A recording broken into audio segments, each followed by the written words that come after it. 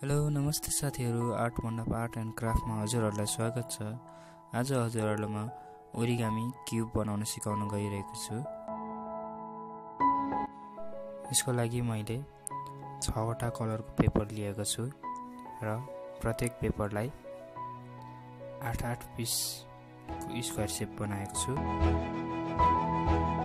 मैले यहाँ square sheet लिएको छु र त्यसलाई दुवै कर्नरबाट फोल्ड गरेको छु।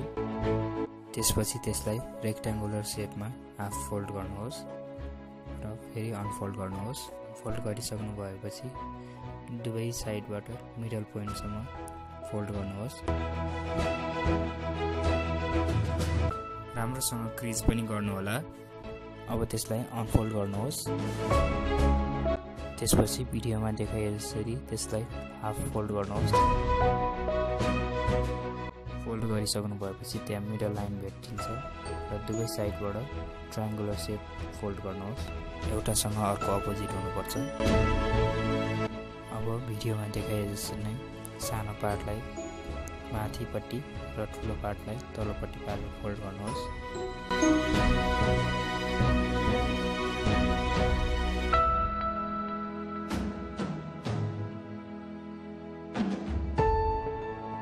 यति गरिसक्नु भएपछि त्यसलाई पछाडि पल्टाउनुहोस् र मिडल लाइनसम्म भिडियोमा देखाए जसरी ट्रायंगुलर शेपमा फोल्ड गर्नुहोस्।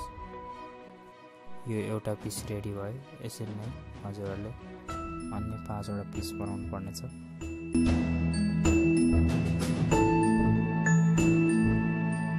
अब भिडियोमा देखाए जसरी नै एउटा पिससँग अर्को पिस इन्टरलक गरेर बक्स बनाउनुहोस्।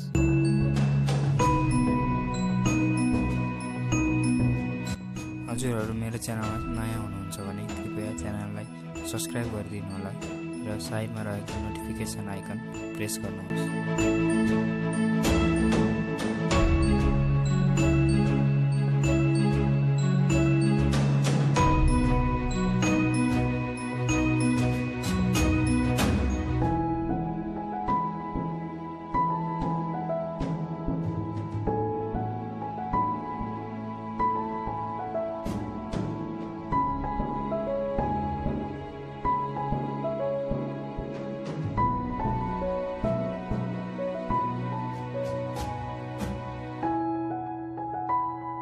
यो पिसहरु जोड्नु हुँदा अलि होशियार भएर जोड्नु होला, नत्र फुस्किन सक्छ। र जोडिसक्नु भएपछि टाइट बनाउनुहोस्।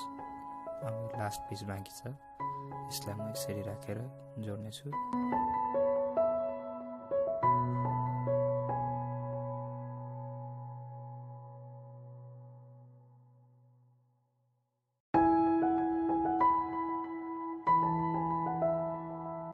यो कलरफुल क्यूब रेडी भयो। अब यसलाई सबै तर्फबाट राम्रोसँग टाइटली प्रेस गर्नुहोस्।